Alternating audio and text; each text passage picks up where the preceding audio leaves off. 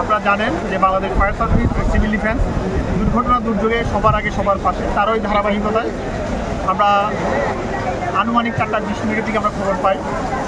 সেই খবরের প্রেক্ষিতে গতি সেবা ত্যাগের মূলমন্ত্র উজ্জীবিত হয়ে আমরা ঘটনাস্থলে আসি।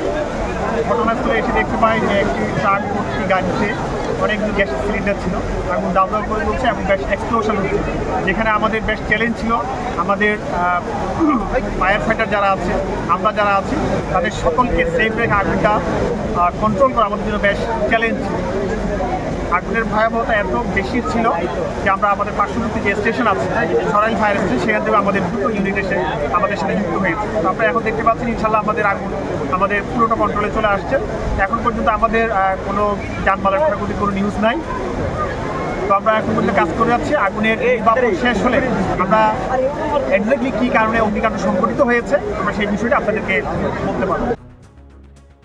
আপনারা যেগুলো সিলিন্ডার দেখতে পাচ্ছেন, এক ট্রাক ভর্তি, আমাদের কাউন্ট করার এখনো সময় হয়নি। আমরা এখন নির্বাপন কাজে ব্যস্ত আছি। আমরা পুরোটা কাউন্ট করে এক্স্যাক্টলি সর্বশেষ আপনাদেরকে প্রপারলি আমরা তথ্য দিতে পারবো। ধন্যবাদ।